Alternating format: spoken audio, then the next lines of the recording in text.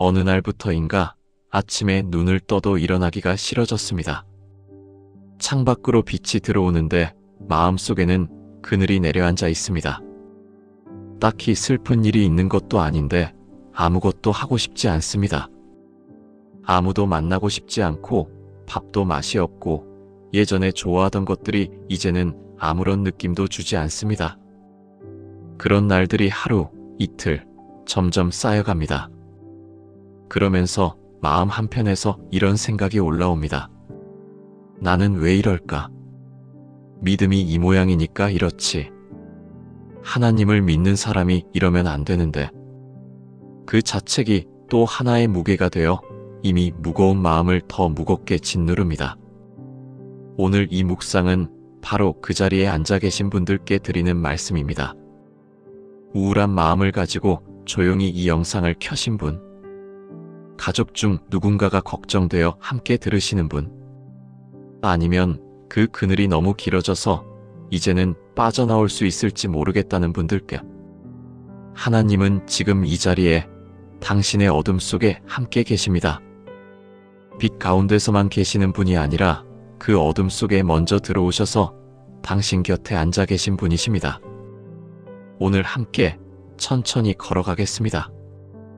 나이가 든다는 것은 단지 숫자가 바뀌는 일이 아닙니다. 몸 안에서 아주 조용히 그러나 분명하게 무언가가 달라집니다. 잠이 예전 같지 않고 아침에 일어나도 개운하지 않습니다. 몸이 무겁고 기억이 가끔 흐릿해지고 뭔가를 하려고 했는데 막상 그 자리에 서면 의욕이 사라져 있습니다. 젊을 때는 힘든 날이 있어도 다음날 일어나면 괜찮았는데 지금은 그 괜찮음이 쉽게 돌아오지 않습니다. 이것이 단지 마음의 문제일까요? 이것이 정말 믿음이 약해서일까요? 오늘 이 시간 그 질문 앞에 함께 서보겠습니다. 의학자들은 말합니다. 사람의 몸 안에는 수십 가지 호르몬이 흐르고 있고 그 호르몬들은 나이가 들면서 서서히 그러나 확실하게 변한다고. 세로토닌, 기쁨과 안정감을 주는 그 물질이 노년으로 갈수록 줄어듭니다. 도파민도 마찬가지입니다. 무언가를 이루었을 때의 보람, 새로운 것에 대한 설렘, 그것을 만들어내는 물질이 조금씩 줄어드는 것입니다. 여기에 수면의 질이 낮아지고 관절이 아프거나 만성 통증이 생기거나 소중한 사람을 잃는 일이 겹치면 마음은 한쪽으로 조용히 기울기 시작합니다. 이것은 의지의 문제가 아닙니다. 마음을 단단히 먹으면 해결되는 문제가 아닙니다. 몸이라는 집이 세월이 지나면서 조금씩 달라지고 있는 것입니다. 그리고 하나님은 그 몸을 만드신 분이십니다. 욥기 10장 8절에서 욥은 하나님께 이렇게 고백합니다. 주의 손으로 나를 빚으셨으며 온 사방으로 만드셨는데 이제 나를 멸하시나이까. 욥은 알고 있었습니다. 이 몸을 지으신 분이 하나님이심을. 그 몸이 무너지는 것도 하나님 앞에서 숨길 필요가 없음을. 몸이 달라지면 마음도 달라집니다. 이것은 창피한 일이 아닙니다. 이것은 감추어야 할 일이 아닙니다. 욥이 하나님 앞에서 자신의 몸 이야기를 했듯이 우리도 이 변화를 하나님 앞에 그대로 가지고 나아갈 수 있습니다. 노년의 우울은 종종 아주 작은 것들에서 시작됩니다. 예전에 좋아하던 음식이 맛이 없어집니다. 자녀들이 바빠져서 연락이 뜸해집니다. 오래 다니던 교회에서도 자신이 점점 투명한 존재가 되어가는 것 같습니다. 거울 앞에 서면 낯선 얼굴이 보입니다. 이 몸이 정말 내 몸인가 싶습니다. 이런 감각들이 하나씩 쌓이면 마음은 소리 없이 가라앉기 시작합니다. 소리를 지르는 우울이 아닙니다. 쓰러지는 우울이 아닙니다. 그냥 조용히 무거워지는 것입니다. 조용히 빛이 바래는 것입니다. 그것이 노년의 우울입니다. 그런데 중요한 것이 있습니다. 이것을 알아채는 것이 먼저입니다. 많은 분들이 이 감각을 오랫동안 혼자 사깁니다. 내가 원래 좀 예민해서 그렇지. 나이 들면 다 이렇겠지. 이런 것 가지고 힘들다고 하면 부끄럽지. 그렇게 사귀고 또 사귀다가 어느 날 정말로 일어나기 힘든 날이 옵니다. 하나님은 우리가 이것을 사귀기를 원하지 않으십니다. 시편 62편 8절은 이렇게 말씀합니다. 백성들아 시시로 그를 의지하고 그의 앞에 마음을 토하라. 하나님은 우리의 피난처시로다. 마음을 토하라, 쏟아내라, 숨기지 말라. 그분 앞에 그대로 가지고 나오라 고하십니다. 몸의 변화로 인한 이 어두움도 하나님 앞에 그대로 가지고 나갈 수 있습니다. 엘리야 이야기를 잠깐 생각해 봅니다. 열왕기상 19장에서 엘리야는 가장 큰 승리를 거둔 직후에 쓰러집니다. 로뎀 나무 아래 누워서 이제 족합니다. 주여, 내 생명을 거두소서라고 말합니다. 이것은 이상한 일이 아닙니다. 극도의 긴장과 소진 이후에 몸과 마음이 함께 무너진 것입니다. 그것은 위대한 선지자도 피할 수 없는 몸을 가진 인간의 현실이었습니다.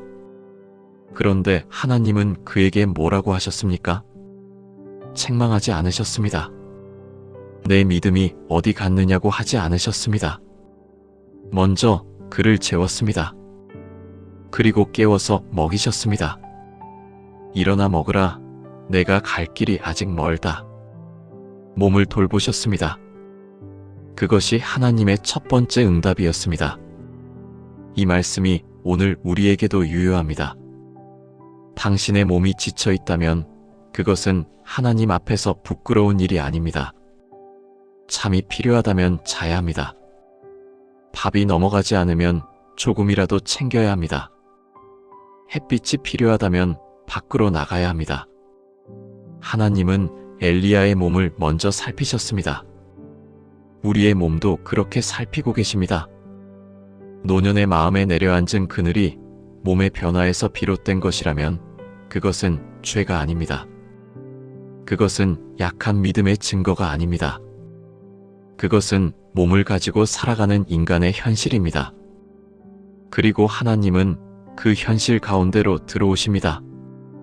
오늘 이 자리에서 당신의 몸이 지쳐 있다는 것을, 당신의 마음이 무겁다는 것을 하나님 앞에 그대로 내려놓으십시오. 그분은 이미 알고 계십니다. 그리고 그분은 오늘도 말씀하십니다. 일어나 먹으라. 당신을 향한 그분의 돌보심은 아직 끝나지 않았습니다.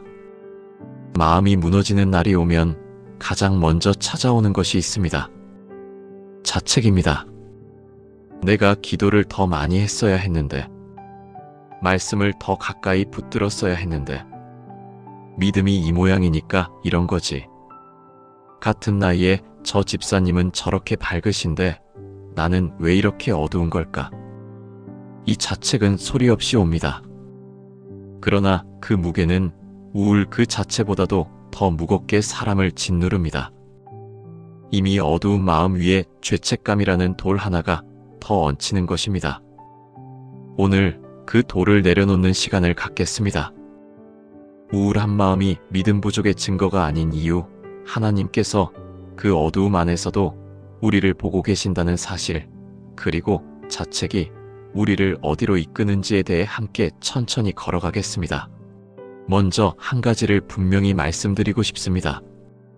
성경에는 마음이 무너진 사람들이 많이 등장합니다. 욥이 그랬습니다. 다윗이 그랬습니다. 예레미야가 그랬습니다. 그리고 열왕기상 19장의 엘리야가 그랬습니다. 그들은 믿음이 없었던 사람들이 아닙니다. 오히려 하나님께서 선택하시고 깊이 사랑하시고 역사 가운데 쓰셨던 사람들입니다. 그런데 그들도 무너졌습니다. 그들도 어두운 골짜기를 통과했습니다. 그들도 이제 족합니다 하고 주저앉은 날이 있었습니다. 이 사실이 우리에게 무엇을 말합니까? 어둠은 믿음 없는 자의 전유물이 아니라는 것입니다. 어둠은 하나님을 사랑하는 사람도 통과하는 인생의 한 계절이라는 것입니다. 엘리야, 이야기를 조금 더 깊이 들여다봅니다. 열왕기상 18장 갈멜산에서의 그 장면을 기억하십니까? 바알 선지자 850명과 홀로 맞섰던 엘리야. 하나님의 불이 내려오고 백성들이 땅에 엎드리며 여호와 그는 하나님이시로다 외치던 그날, 그것은 엘리야 인생 최고의 날이었습니다. 그가 경험한 가장 강렬한 하나님의 임재였습니다. 그런데 그 다음 날 이세벨이 내일 이 시각까지 너를 죽이겠다는 전가를 보내자 엘리야는 두려워서 도망쳤습니다. 하루 길을 도망쳐 로뎀 나무 아래 앉아서 이렇게 기도합니다. 열왕기상 19장 4절입니다. 여호와여 족합니다. 내 생명을 거두시옵소서. 나는 내 조상들보다 낫지 못하니이다. 이 기도를 잘 보십시오. 나는 내 조상들보다 낫지 못하니이다. 이것이 바로 자책입니다. 나는 부족합니다. 나는 실패했습니다. 나는 이 사명을 감당할 자격이 없습니다. 엘리야는 자신을 정죄하고 있었습니다. 하나님의 크신 역사를 경험한 바로 다음 날, 그는 자신이 아무것도 아닌 것처럼 느꼈습니다. 이것이 우울의 속성입니다. 아무리 큰 은혜를 경험해도 몸이 지치고 두려움이 밀려오면 마음은 순식간에 가라앉을 수 있습니다. 그런데 하나님의 반응을 보십시오. 하나님은 엘리야에게 무엇라 하셨습니까? 믿음이 없는 자여, 어찌 이러느냐? 그렇게 하지 않으셨습니다. 내가 어제 무슨 일을 했는지 잊었느냐? 그렇게도 하지 않으셨습니다. 일어나 먹으라. 그것이 전부였습니다. 천사가 와서 숯불 위에 구운 떡과 물 한 병을 놓고 그의 머리 곁을 어루만지며 말합니다. 일어나 먹으라. 내가 갈 길이 아직 멀다. 한 번 먹고 다시 누웠다가 또 깨우십니다. 일어나 먹으라. 내가 갈 길이 멀다. 두 번이나 먹이십니다. 두 번이나 돌보십니다. 자책하는 엘리야에게 하나님은 정죄가 아니라 음식을 주셨습니다. 쉬게 하셨습니다. 그리고 일어날 힘을 주셨습니다. 이것이 우리 하나님의 방식입니다. 우리가 자신을 향해 돌을 던질 때 하나님은 그 돌을 내려놓게 하십니다. 요한복음 8장에서 가늠하다 잡혀온 여인 앞에 서신 예수님은 나도 너를 정죄하지 아니하노니라고 말씀하셨습니다. 모든 사람이 그녀를 향해 돌을 들었을 때 주님은 그녀 편에 서셨습니다. 우울한 마음을 가지고 자책하는 당신에게도 주님은 지금 그 편에 서 계십니다. 나도 너를 정죄하지 아니하노니. 그렇다면 자책은 왜 이토록 끈질기게 찾아오는 걸까요? 한 가지 이유가 있습니다. 우리는 오랫동안 신앙은 강해야 한다고 배워왔습니다. 믿음이 있으면 두렵지 않아야 한다고, 하나님을 의지하면 낙심하지 않아야 한다고 그렇게 알아왔습니다. 그래서 마음이 흔들리면 자동으로 이런 결론을 내립니다. 내 믿음이 약하기 때문이다. 내가 기도를 안 했기 때문이다. 내가 말씀에서 멀어졌기 때문이다. 물론 그런 경우도 있을 수 있습니다. 그러나 노년의 우울은 대부분 그런 종류가 아닙니다. 몸의 변화, 세월의 무게, 상실의 누적, 이것들이 마음에 그늘을 들이울 때 그것은 믿음의 실패가 아닙니다. 그것은 인간으로 태어나 시간 속을 살아가는 자가 마주하는 자연스러운 연약함입니다. 고린도후서 12장 9절에서 하나님은 바울에게 이렇게 말씀하십니다. 내 은혜가 내게 족하도다. 이는 내 능력이 약한 데서 온전하여짐이라. 이 말씀을 유심히 봅니다. 하나님의 능력은 강한 자 안에서 나타나는 것이 아닙니다. 약한 자 안에서 온전해진다고 하십니다.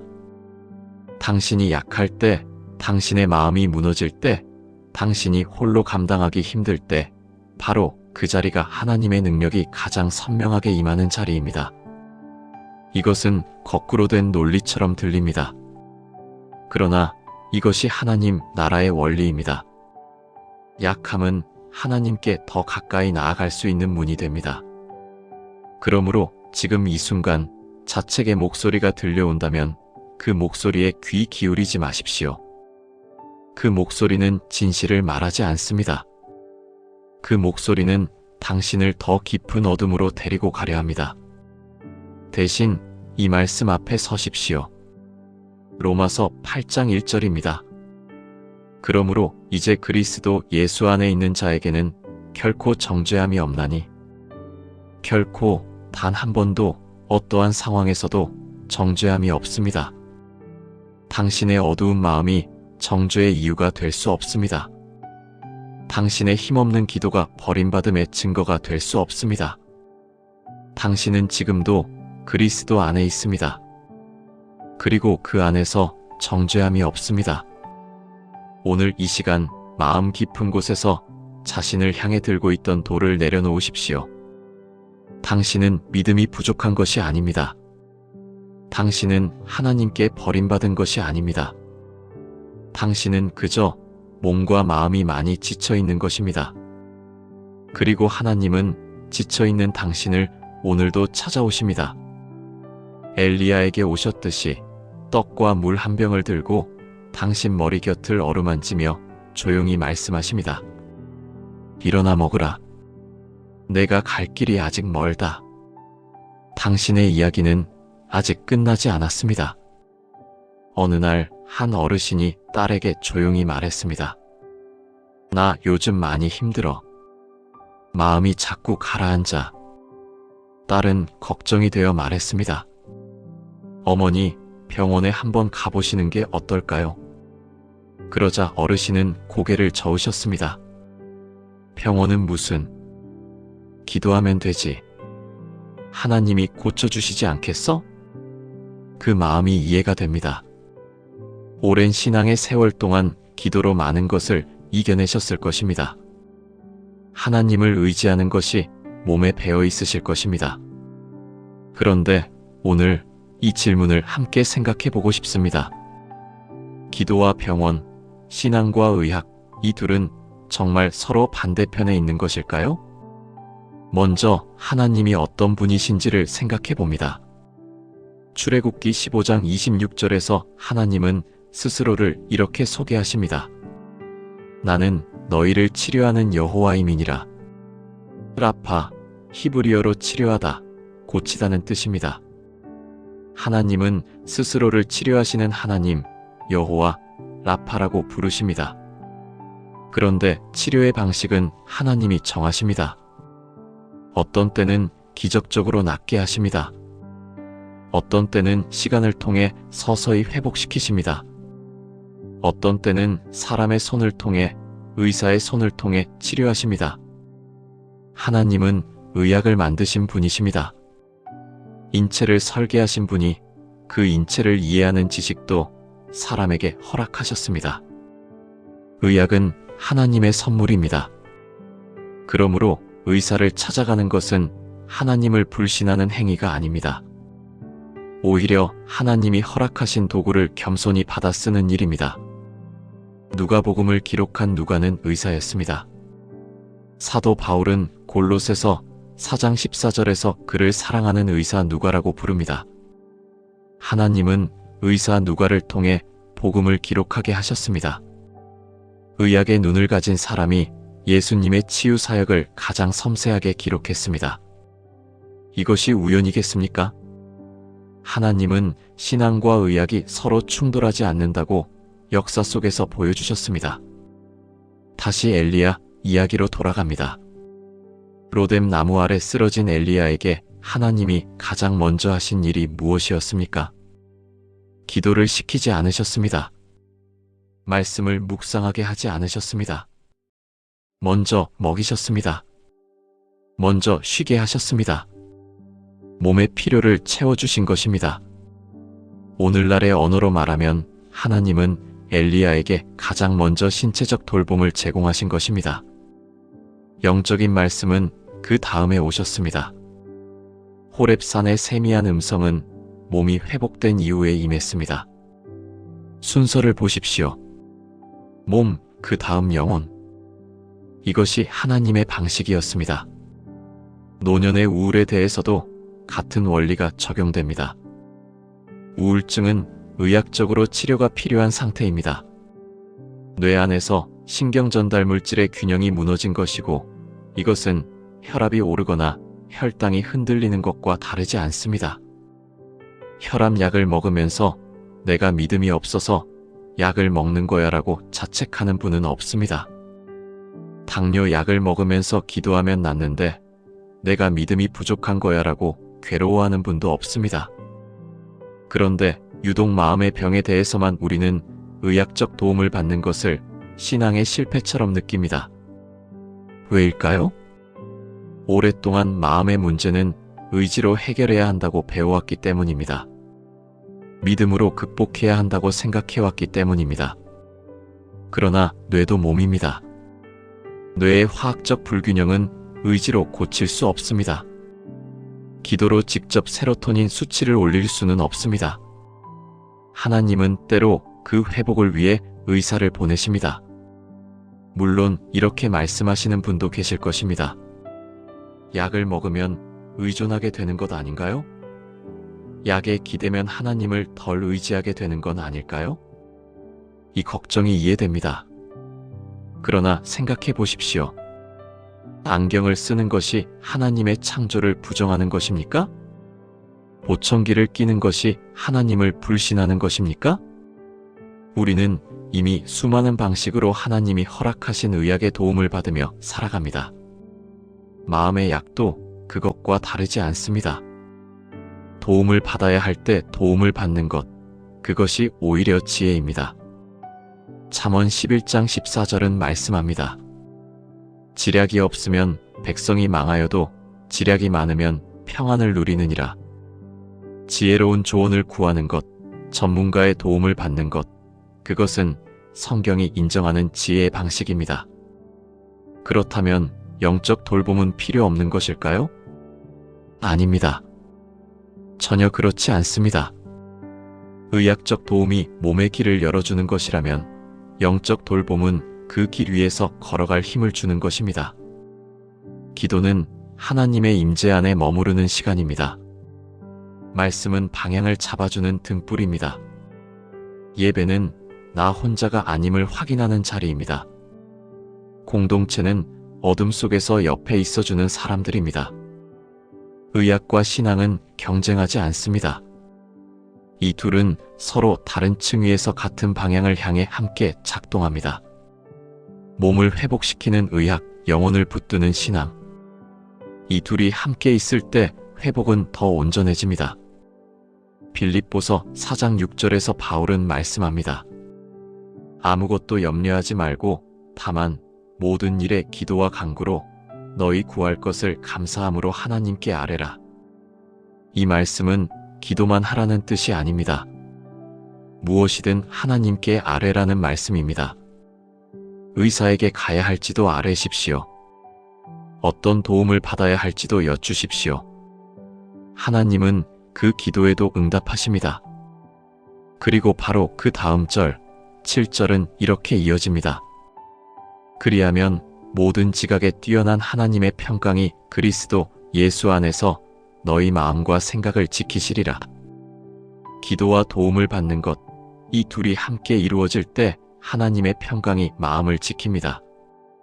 오늘 이 말씀을 들으시는 분 중에 이미 오래전부터 혼자 버티고 계신 분이 있으실 것입니다.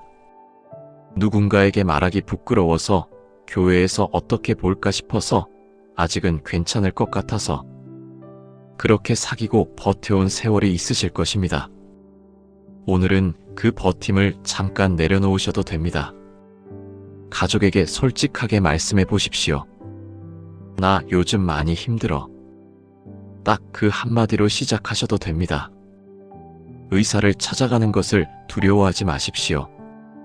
정신건강의학과라는 이름이 무겁게 느껴진다면 내과나 가정의학과를 먼저 방문하셔도 됩니다. 요즘 잠도 안 오고 아무것도 하고 싶지 않아요? 그 말 한마디로 시작하셔도 됩니다. 하나님은 당신이 도움을 받기를 원하십니다. 도움을 받는 것이 하나님을 덜 의지하는 것이 아닙니다. 도움을 받으면서 하나님을 더 깊이 경험하게 됩니다.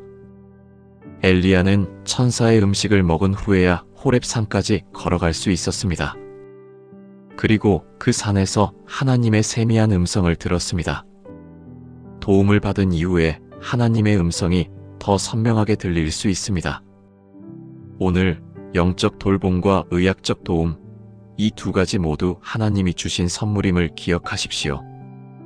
둘 중 하나를 선택하지 않으셔도 됩니다. 둘 다 받으십시오. 둘 다 붙드십시오. 기도하면서 약도 드십시오. 말씀을 붙들면서 의사도 만나십시오. 예배하면서 상담도 받으십시오. 그것은 불신앙이 아닙니다. 그것은 하나님이 허락하신 모든 방식으로 회복을 향해 걸어가는 지혜로운 신앙입니다. 하나님은 여호와 라파이십니다. 치료하시는 하나님이십니다. 그분은 오늘도 당신의 회복을 위해 가장 좋은 방식을 예비하고 계십니다. 그 방식이 무엇이든 그분의 손 안에 있습니다. 그리고 당신도 그분의 손 안에 있습니다. 회복은 거창한 데서 시작되지 않습니다. 특별한 기도 집회가 아니어도 됩니다. 깊은 영적 체험이 없어도 됩니다. 누군가의 강력한 안수기도가 아니어도 됩니다. 회복은 아주 작은 데서 시작됩니다. 신발을 신고 문을 열고 한 발짝 밖으로 나서는 것. 그것으로 충분할 때가 있습니다. 엘리야가 로뎀 나무 아래서 회복된 이후 하나님은 그에게 무엇을 하라고 하셨습니까? 일어나 먹으라. 내가 갈 길이 멀다. 걸으라고 하셨습니다. 먹고 마시고 그리고 길을 걸었습니다. 부엘세바에서 호렙산까지 40일을 걸었습니다. 그 걸음 끝에서 하나님의 음성을 들었습니다. 걷는 것, 그것이 회복의 통로가 되었습니다. 현대의학도 같은 이야기를 합니다. 햇빛을 쬐는 것, 몸을 움직이는 것, 자연 속에 있는 것, 이것들이 우울한 마음에 실제적인 변화를 만들어낸다고 합니다. 햇빛은 몸 안에서 세로토닌 생성을 돕습니다.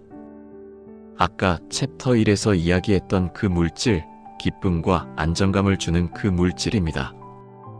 걷는 것은 뇌에서 엔도르핀을 분비시킵니다. 자연의 소리, 바람 소리, 새 소리는 긴장된 신경계를 이완시켜줍니다. 하나님이 이 세상을 만드실 때 치유의 요소들을 곳곳에 심어 놓으셨습니다. 나무 사이로 스며드는 빛, 발 아래 밟히는 흙, 볼을 스치는 바람, 이것들이 다 하나님의 솜씨입니다. 시편 19편 1절입니다. 하늘이 하나님의 영광을 선포하고 궁창이 그의 손으로 하신 일을 나타내는도다. 하늘이 하나님을 선포합니다. 넓게 펼쳐진 하늘, 조용히 지나가는 구름, 아침 햇살이 지붕 위에 내려앉는 풍경, 이 모든 것이 하나님을 말하고 있습니다. 우리가 밖으로 나가 그 하늘 아래 서는 것은 단순한 산책이 아닙니다. 그것은 하나님의 창조 앞에 서는 것입니다. 그분의 손으로 만드신 것들을 눈과 몸으로 받아들이는 것입니다. 아주 작은 것에서 시작하셔도 됩니다. 아파트 복도 끝까지만 걸어보십시오. 엘리베이터를 타고 내려와서 건물 앞 벤치에 5분만 앉아 계십시오. 창문을 열고 아침 공기를 한번 마셔보십시오. 마당이 있다면 맨발로 잠깐 서 계십시오. 이것이 대단해 보이지 않습니다. 그러나 몸은 압니다. 마음은 압니다. 무언가가 조금씩 달라집니다. 창세기 3장을 봅니다. 아담과 하와가 죄를 범한 후 하나님은 동산을 거니시다가 그들을 찾으셨습니다. 내가 어디 있느냐? 하나님은 동산을 거니셨습니다. 산책하시는 하나님의 모습입니다. 그리고 부르십니다. 내가 어디 있느냐? 이 질문은 심판의 말이 아닙니다. 찾는 말입니다. 어디 숨어 있든지 나오라는 부르심입니다. 우리가 마음의 어둠 속에 숨어 있을 때도 하나님은 동산을 거니시며 부르십니다. 내가 어디 있느냐? 밖으로 나가는 것, 그것이 그 부르심에 응답하는 방식 중 하나가 될 수 있습니다. 산책은 기도가 될 수 있습니다. 거창한 언어가 필요하지 않습니다. 걸으면서 하늘을 바라보며 하나님, 저 여기 있습니다. 그 한마디로 충분합니다. 낙엽 하나를 보며 이것도 주님이 만드셨군요. 그 생각 하나로 충분합니다. 찬바람이 뺨을 스칠 때 살아있구나. 그 감각 하나로 충분합니다. 마음이 너무 무거워서 기도의 언어가 나오지 않는 날이 있습니다. 그런 날에는 그냥 걸으십시오. 걷는 것 자체가 하나님 앞에 서는 것입니다. 시편 23편 2절에서 다윗은 말합니다. 그가 나를 푸른 풀밭에 누이시며 쉴만한 물가로 인도하시는도다. 하나님은 우리를 푸른 풀밭으로 이끄십니다. 쉴만한 물가로 인도하십니다. 이것은 영적 언어이지만 동시에 매우 구체적이고 감각적인 언어입니다. 풀냄새, 물소리, 대지의 질감. 하나님의 회복은 종종 이렇게 감각적인 자리에서 시작됩니다. 혹시 몸이 불편하셔서 멀리 걷기 어려운 분도 계실 것입니다. 괜찮습니다. 창가에 앉아 햇빛을 받는 것으로도 충분합니다. 화분에 물을 주는 것으로도 충분합니다. 새소리를 그냥 듣고 있는 것으로도 충분합니다. 작은 것들이 마음의 문을 조금씩 엽니다. 하나님은 크고 특별한 것만 사용하시지 않습니다. 로뎀 나무 아래 구운 떡 하나, 물 한 병, 그것으로 엘리야를 일으키셨습니다. 당신의 회복에도 아주 작은 것들을 사용하실 수 있습니다. 오늘 하루 딱 한 가지만 해보십시오. 문을 열고 나가 하늘을 한번 올려다 보십시오. 그리고 이렇게 말씀해 보십시오. 하나님, 저 여기 있습니다. 오늘도 이 하늘 아래 있습니다. 그것으로 충분합니다. 그 자리에 하나님이 계십니다. 그 햇빛 속에 그분의 온기가 담겨 있습니다. 그 바람 속에 그분의 숨결이 있습니다. 회복은 오늘 그 한 걸음에서 시작될 수 있습니다. 지금까지 함께 걸어오셨습니다. 몸의 변화를 이야기했습니다. 자책을 내려놓는 것을 이야기했습니다. 영적 돌봄과 의학적 도움을 함께 받아야 한다는 것을 이야기했습니다. 작은 햇볕 아래 한 걸음 내딛는 것을 이야기했습니다.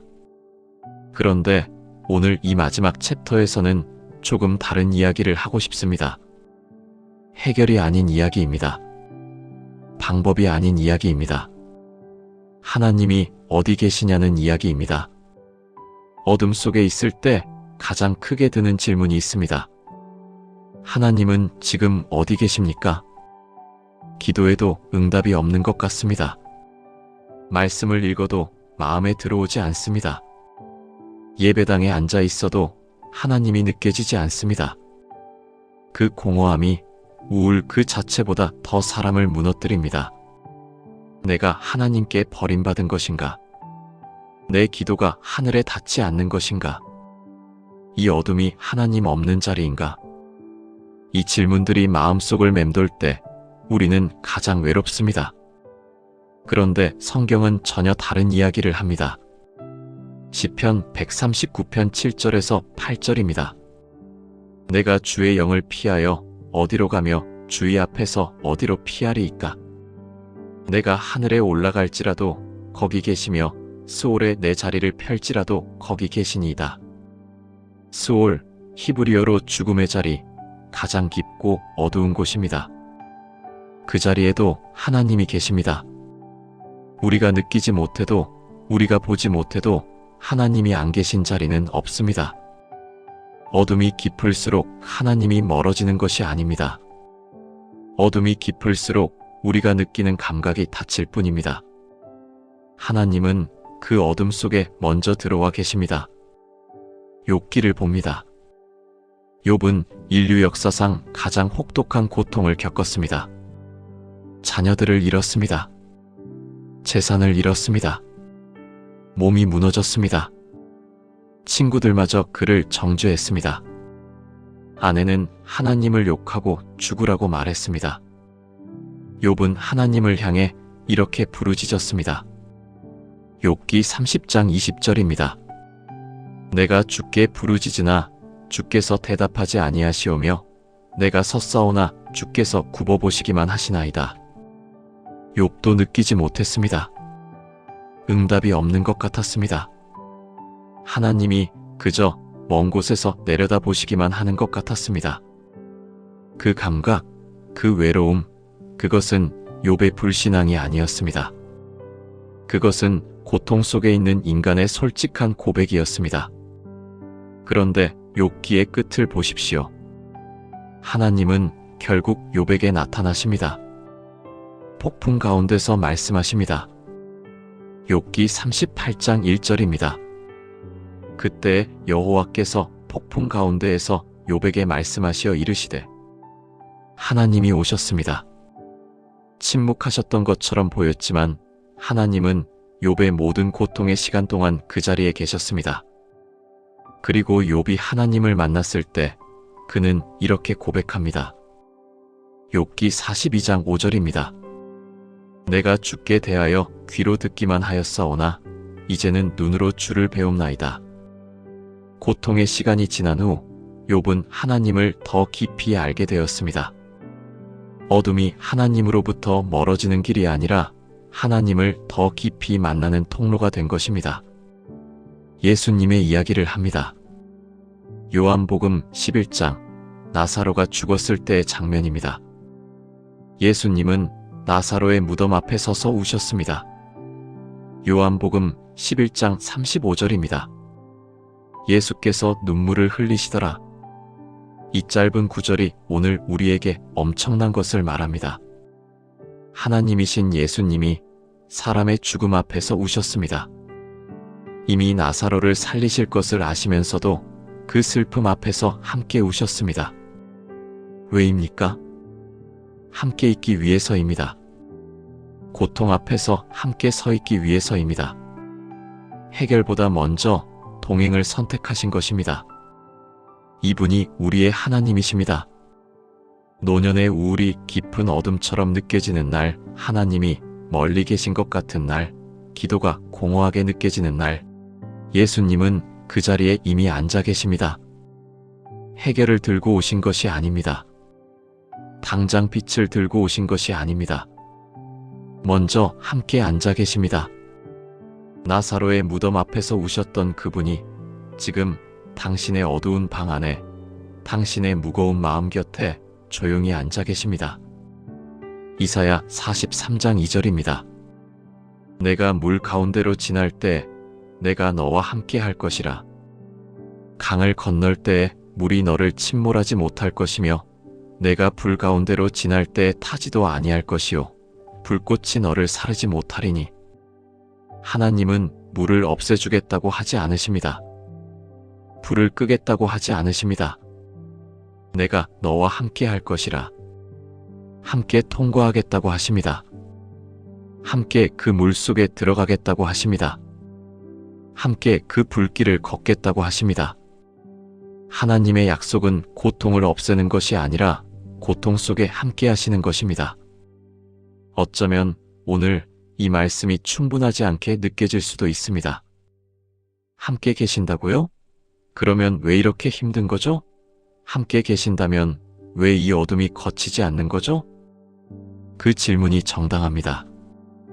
그 질문을 하나님 앞에 가지고 가도 됩니다. 욥도 그 질문을 했습니다. 다윗도 그 질문을 했습니다.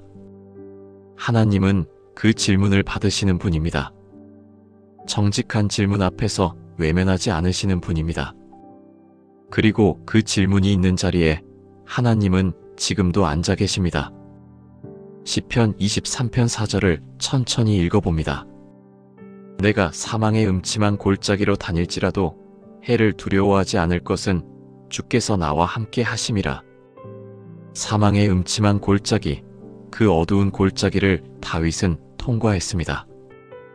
그리고 그 골짜기에서도 두렵지 않을 수 있었던 이유는 단 하나였습니다. 주께서 나와 함께 하심이라. 빛이 있어서가 아니었습니다. 골짜기가 사라져서가 아니었습니다. 어둠 속에서도 그 어둠 속에 하나님이 함께 계셨기 때문이었습니다. 오늘 이 묵상을 마치면서 당신에게 한 가지를 말씀드리고 싶습니다. 당신이 지금 있는 그 자리, 그 어두운 자리, 그 무거운 자리, 그 외로운 자리, 그 자리가 하나님이 없는 자리가 아닙니다. 하나님은 이미 거기 계십니다. 당신이 느끼기 전부터, 당신이 알기 전부터 이미 그 자리에 와 계십니다. 그리고 오늘도 조용히 말씀하십니다. 내가 너와 함께 있다. 너는 혼자가 아니다. 그 음성을 오늘 당신의 마음속 가장 깊은 곳에서 들을 수 있기를 기도합니다. 어둠이 거치지 않아도 그 어둠 속에 하나님이 계십니다. 그것만으로 오늘 하루를 버틸 수 있습니다. 그것만으로 내일을 향해 한 걸음 더 내딜 수 있습니다. 당신은 혼자가 아닙니다. 오늘 함께 긴 길을 걸어오셨습니다. 몸의 호르몬 변화와 마음의 그늘, 자책하지 말아야 할 이유, 영적 돌봄과 의학적 도움의 조화, 작은 햇볕 아래 한 걸음, 그리고 어둠 속에 함께 앉아 계시는 하나님. 이 모든 이야기를 끝까지 들어주셨습니다. 그 자체가 이미 회복을 향한 한 걸음입니다.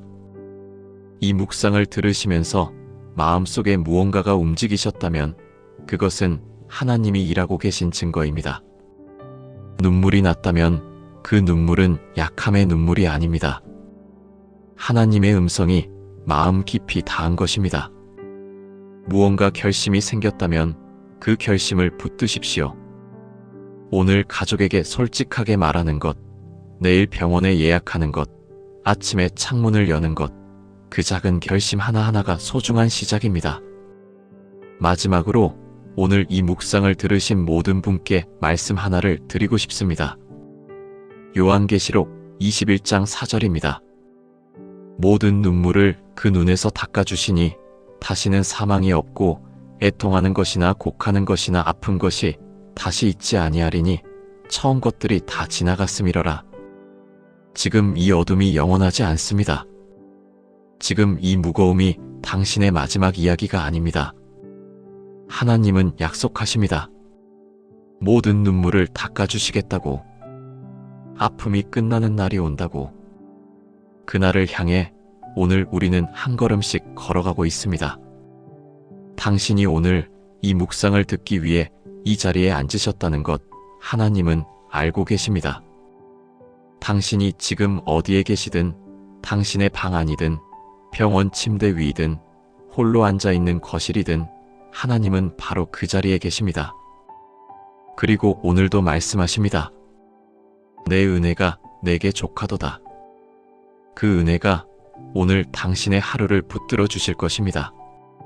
내일도 모레도 그 다음 날도 이 묵상이 오늘 당신의 마음에 작은 빛 한 줄기가 되었기를 바랍니다.